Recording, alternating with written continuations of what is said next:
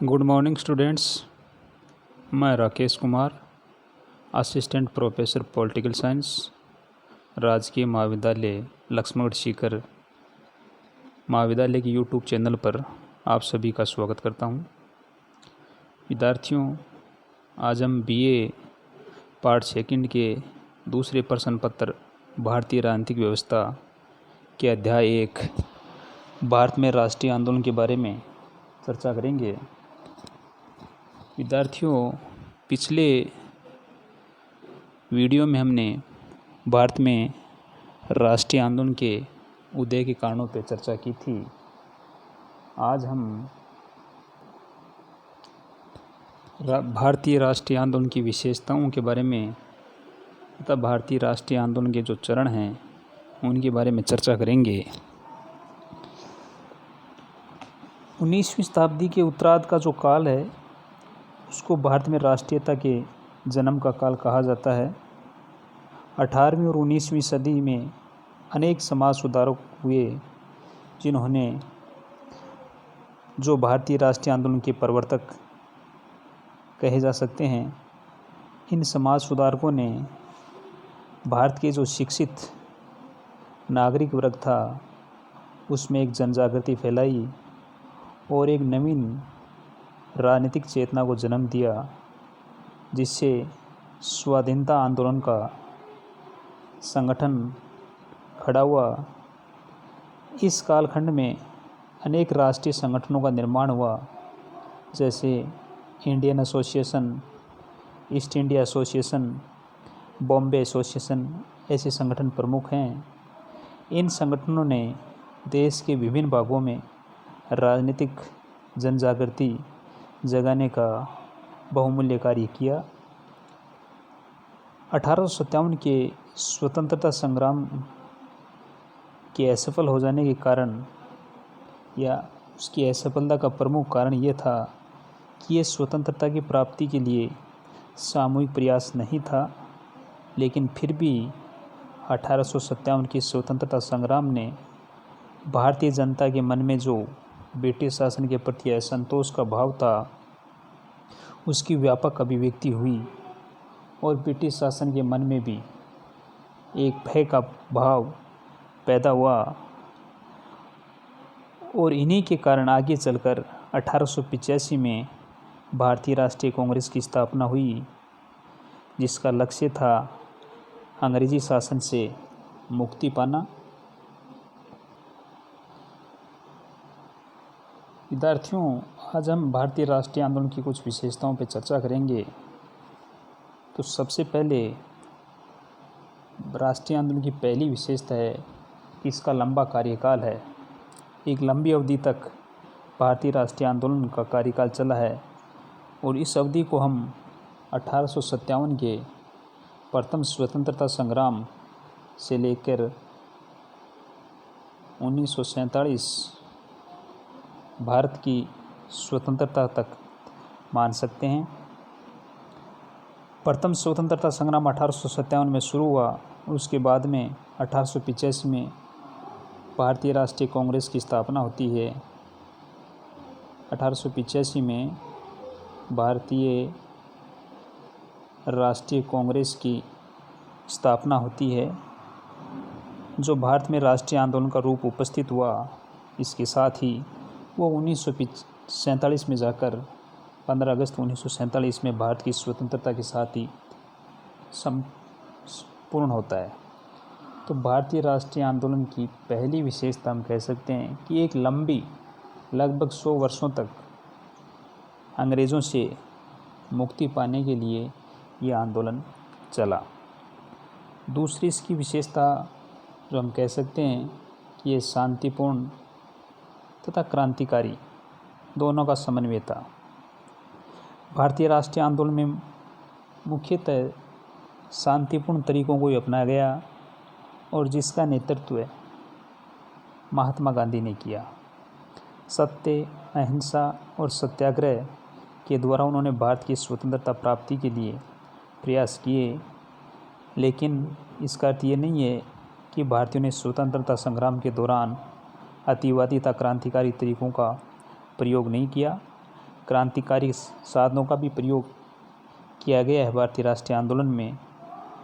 और इसी वजह से 1942 में महात्मा गांधी ने कहा कि ब्रिटिश सरकार बिना शक्ति के भारत नहीं छोड़ सकती।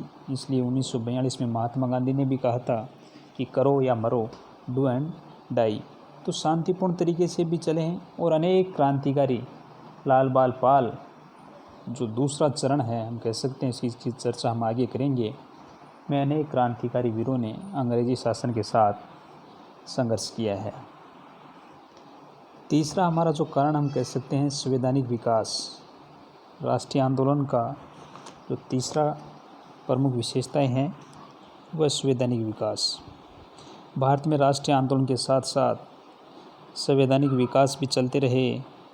प्रथम स्वतंत्रता संग्राम के बाद अंग्रेज़ों को ये लगा कि अब लंबे समय तक अगर हमें भारत में रहना है तो कुछ भारतीयों के लिए हमें संवैधानिक सुधार भी करने पड़ेंगे। तो इस 1857 के बाद में 1861 का, 1892 का, 1909 का, 1919 और 1935 के भारत शासन अधिनियम द्वारा भारतीयों के लिए उत्तरदायी शासन के क्रम में कुछ अधिनियम पास किए गए। और 1942 में भारत छोड़ो आंदोलन हुआ, जिसकी परिणति के रूप में 1947 में भारत को स्वतंत्रता प्राप्त हुई और भारत में विदेशी सत्ता का अंत हुआ। तो हम कह सकते हैं कि राष्ट्रीय आंदोलन के कार्यकाल के दौरान अंग्रेज़ों ने अनेक संवैधानिक सुधारों के माध्यम से भारत में उत्तरदायी शासन स्थापित करने के क्रम में अनेक कदम उठाए हैं। चौथा हमारा जो कारण है सामाजिक तथा आर्थिक आंदोलन। सामाजिक तथा आर्थिक आंदोलन। भारतीय जो राष्ट्रीय आंदोलन है वो केवल राजनीतिक आंदोलन नहीं था। इस आंदोलन के सामाजिक तथा आर्थिक पक्ष भी थे।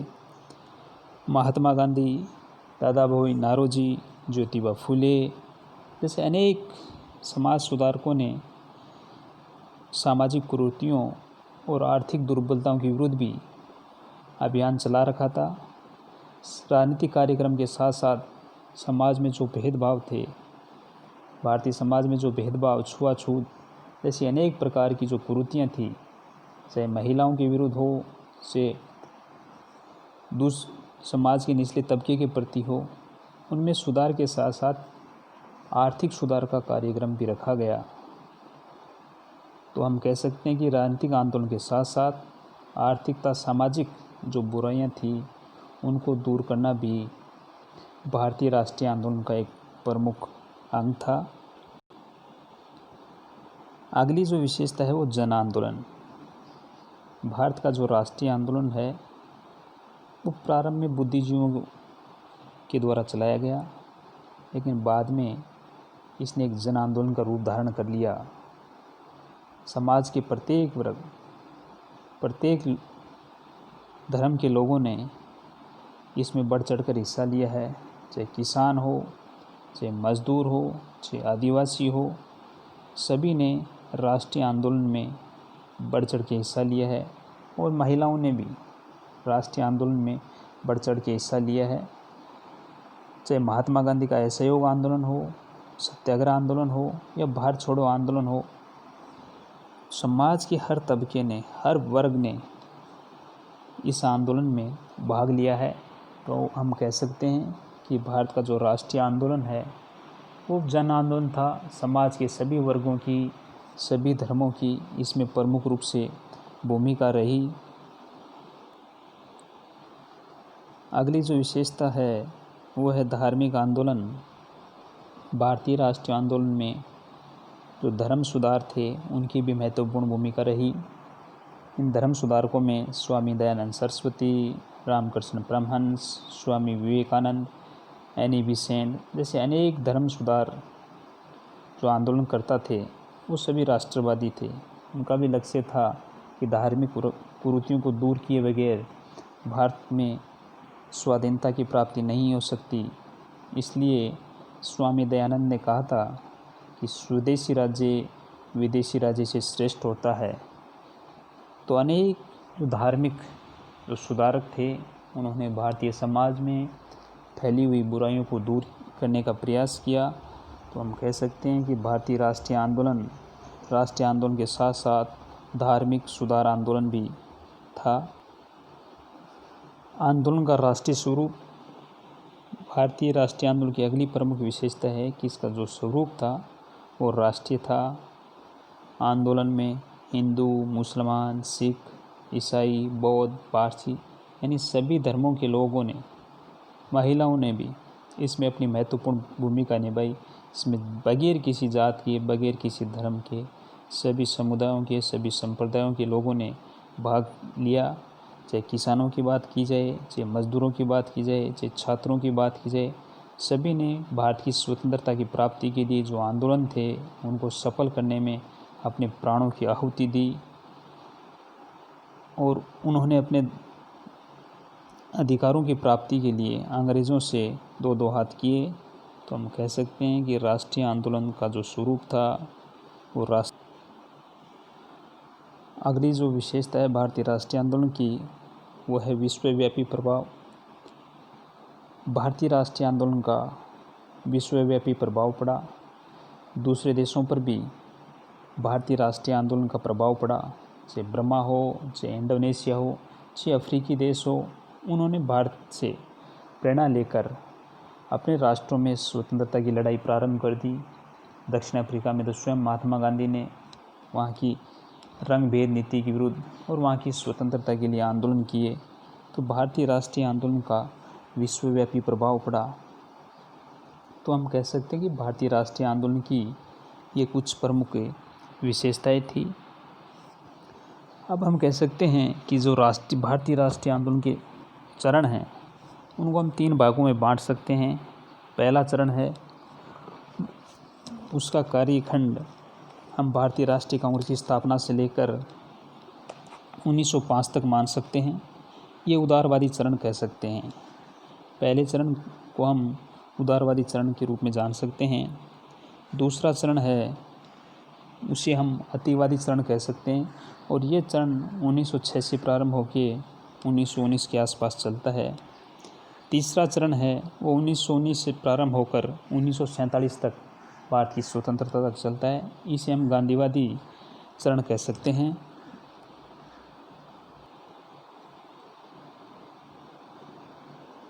भारतीय राष्ट्रीय कांग्रेस की स्थापना 1885 में हुई और 1885 से लेकर 1905 तक का जो काल है वो उदारवादी युग कहा जाता है। इन उदारवादियों में दादा भाई नौरोजी, महादेव रानाडे, फिरोज शाह मेहता, सुरेंद्र नाथ बनर्जी, गोपाल कृष्ण गोखले, मदन मोहन मालवीय, A.O. ह्यूम आदि प्रमुख नेता थे।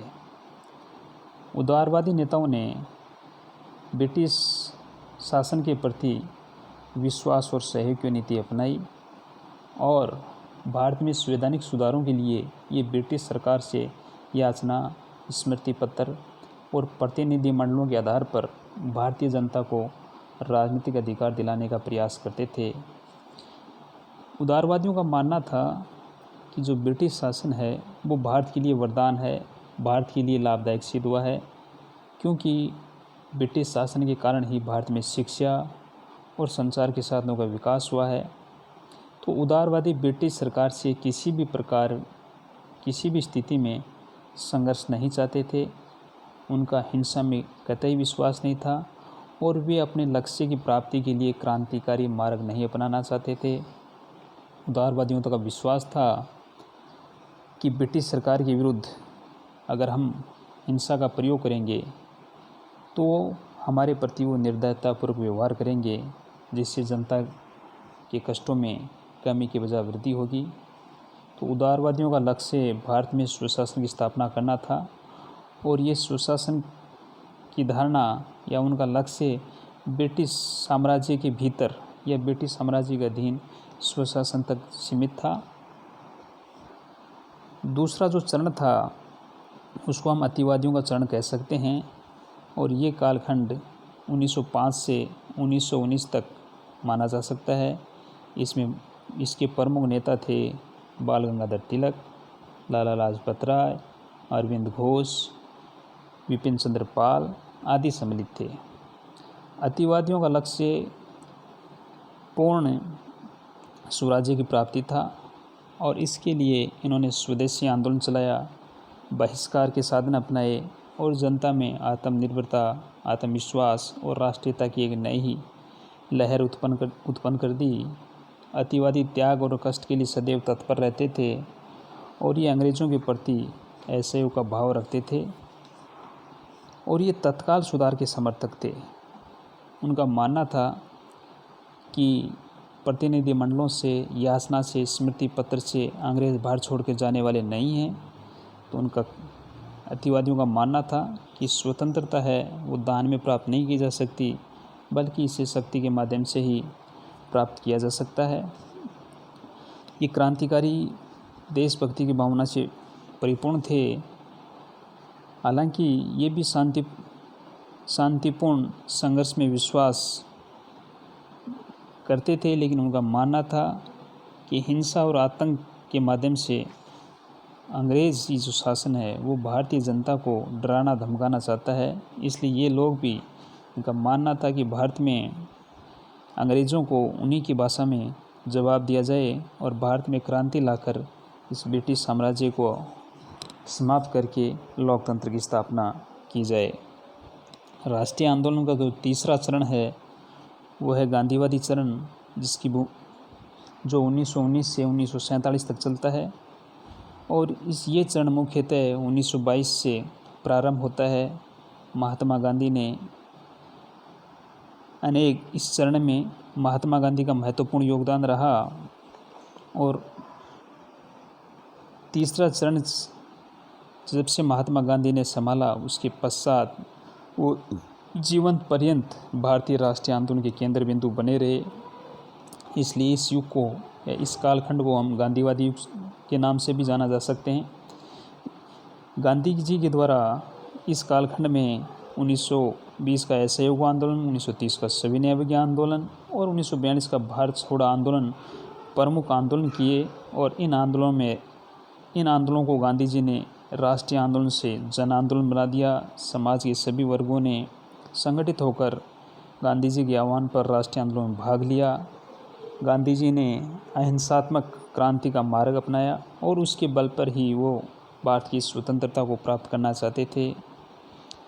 गांधी जी के द्वारा इस कालखंड में अनेक कार्यक्रम चलाए गए, जिसमें स्वदेशी आंदोलन, नशाबंदी, खादी कार्यक्रम, महिला उत्थान, हिंदू मुस्लिम एकता, बेसिक शिक्षा आदि संबंधी अनेक रचनात्मक कार्य किए।